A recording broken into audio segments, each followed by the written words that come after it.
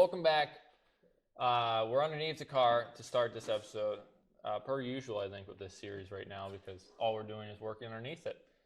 Rico's here. He's having fun, getting to experience a wonderful dual mass transmission setup, clutch setup. So here we are.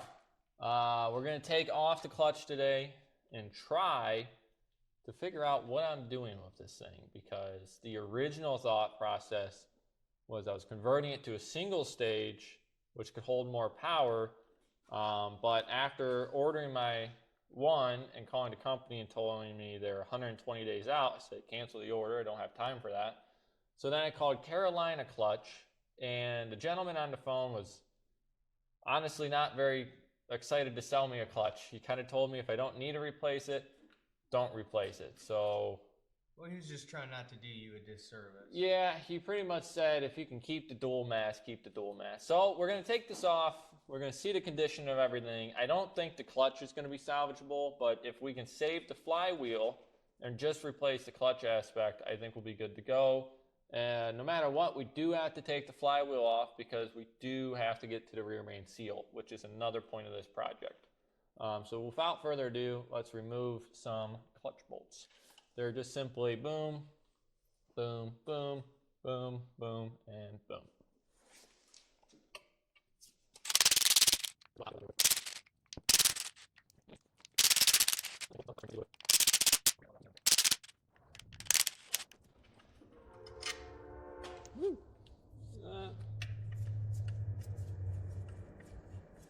Take this off. Helps to have two people. You don't have to have two people to do this, but obviously makes it easier. Woo-wee. And then we're gonna get this flywheel off, and then that'll be the true test. We'll see how that rear main seal really is, and we'll go from there. So this here, though, is your fancy setup that GM runs, and they're a pain in the butt. This camera has to get used to me walking from that light every time. Time to take out your flywheel bolts. It's kind of odd. I'm reading an 11/16 sloppy on this. To me, it should be a better size, but we tried a 17, we tried an 18, and it's right in between that, and it's not a 5/8.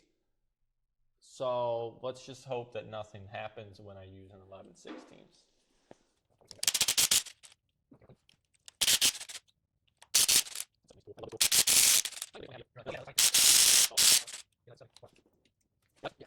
Should slide out.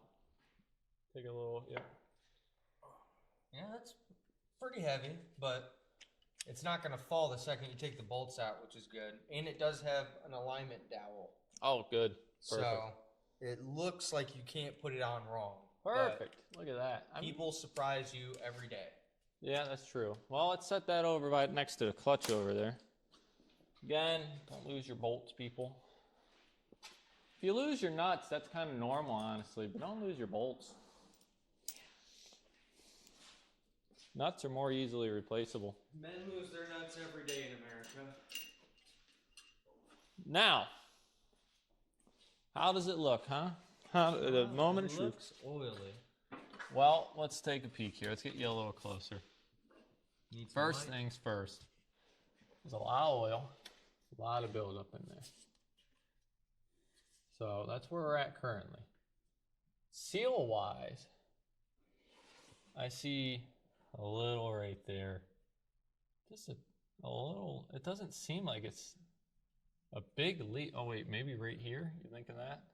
See what I'm seeing? It looks so greasy on that side. Seems more greasy on this side compared to, everywhere else.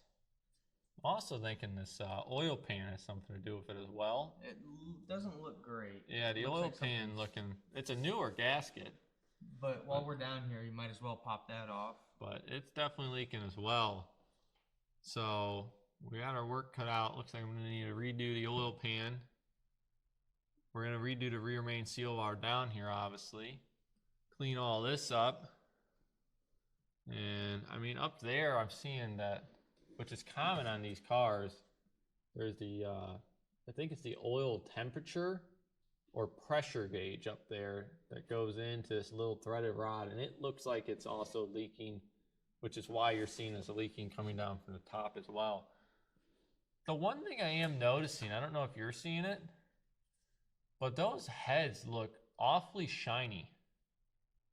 They're clean. For being, I believe he did tell me there was head work done to it. Oh. So I'm thinking those heads were definitely cleaned up, and I'm gonna guess milled, because you can see the underside of those heads. It's hard to see on the camera, but they're definitely clean. It's fresh. So we must have did that recently. So that's where we're at currently. Next part of this series will be rear main seal. I guess now we might as well add an oil pan gasket to it. And based on the fact there's a dent in my oil pan, I might just replace the oil pan as well. That's fair. Other than that, we should be good. This is another feature on these cars that if you have one of these, you know it can be a royal pain. And it looks like to me that this is still leaking. It's the oil cooler adapter plate. And I tried fixing this once already, but it does not seem to be working.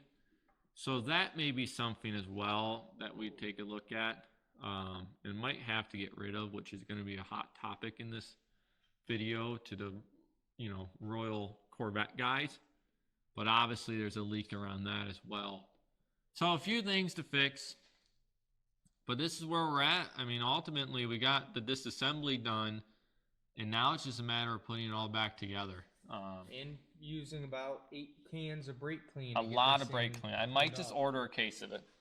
So, other than that, I'll set you down for a second. Doesn't Harbor Freight sell like a 5-gallon? Might have to. Yeah, and get the little spray can that hooks up to your air can. Oh, yeah. I hope you guys are enjoying this series, and I hope you're finding it helpful. The reason I wanted to make this adventure a little bit on YouTube is I've owned, obviously this is my second one, I've mentioned that before. I feel like sometimes the C4 Corvette community doesn't have a lot of videos out there that do go into sometimes this deeper. They glance over it, or they show them doing it, but they don't actually tell you a little bit more of the method to it. Obviously, we're not really professionals here. I mean, especially when it comes to C4 Corvettes. Other cars, maybe we know more on. I know quite a bit on C4s, but even this is all new territory to me when it comes to clutch work and, rear main seal, stuff like that. I'm not a professional. So with that, tune in next time where hopefully we get that rear main seal and this rear end of the engine cleaned up. I'll probably make a video on replacing the oil pan as well and the gasket now since it's there. And then stay tuned for the video on where I discuss my clutch options, because that's going to have to come as well, I think. Yeah, that's kind of... Because the flywheel itself did not look bad, which is good. So I think I may be able to salvage the flywheel and just get the clutch replaced. But I'll see what it looks like. I'll talk to anyone I may be able to talk to on this, because if you know anything about C4s, it's not easy to get info on. So thanks for watching. Hope you enjoyed. If you have any comments or questions, maybe you think we did this completely wrong and we don't know what we're doing. Fair. I mean, honestly, you could be 100% right on that. So, oh well. Well, like, comment, sub, and let me know your thoughts. See you later. Yep.